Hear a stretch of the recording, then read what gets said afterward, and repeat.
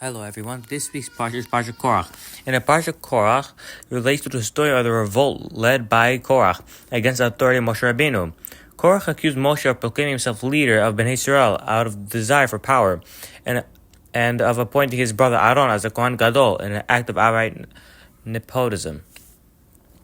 In addition, Korach felt slighted over the designation of his father Elzaphan as head of the tribe of Levi, a distinction that he felt should have been conferred upon him. Korach attracted a modest but significant following and led this mutiny against Moshe. God punished him and his followers by having the ground split open and devour them. The Ramban in his commentary to the opening of the verse of this Parsha raises the simple question of why Korach waited until this point to initiate this campaign. The appointments that he protested occurred much earlier. Why did he not challenge Moshe's authority then? Why suddenly now did he have to come forward to voice his objection to Moshe's leadership? The Ramban answers that Korach, a clever and astute politician, waited Moshe's approval rating began to decline. No one would have supported Korach as he embarked on this campaign earlier, because Moshe had, after all, done great miracles for the people.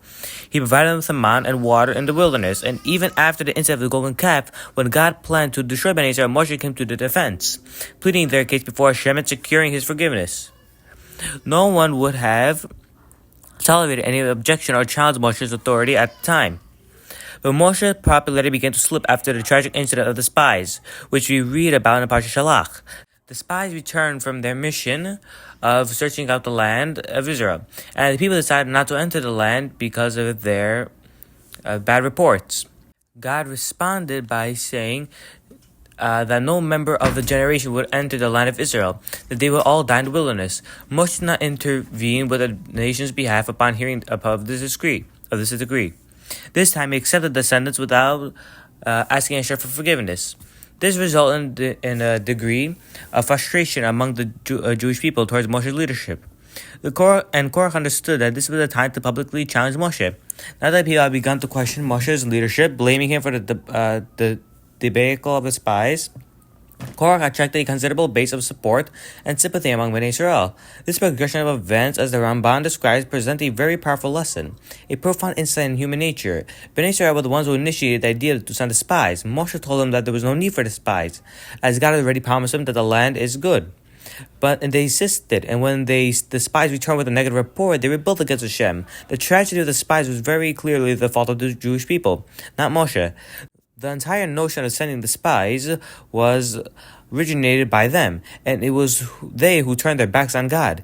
Yet they cast the blame on Moshe rather than accepting responsibility for their actions, acknowledging their own mistake and failing. They pointed an accusing finger at Moshe Rabbeinu and held him accountable for this disaster. In modern society, people do not take personal responsibility for their mistakes. Criminal defense lawyers will defend a serial killer by casting the blame of his crimes on a parent or teacher who mistreated them as a child. Therapists tell the patient that they are not to blame.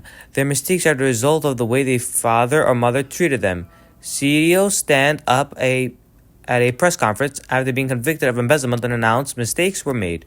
They will never confess to having made mistakes themselves. The mistakes by some anonymous culprit. Judaism teaches us that one must not make excuses for his mistakes. He must accept the blame and confess to his wrongdoing.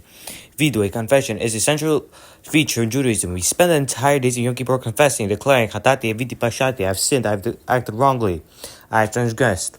If people in today's society would recite Vidu, they would say, my father has sinned, my mother has sinned, my friend has sinned. They would absolve themselves of guilt by passing it on to someone else, just as Bnei Israel passed the accountability of the disaster of the spies to Moshe. Although we are unboundedly influenced by our past experiences and what we see around us, ultimately we have free will to act as we choose. We must therefore take full responsibility for our mistakes and never try absolving ourselves by casting the blame somewhere else. And this is it for Parsha Korach. Have a good day, everyone.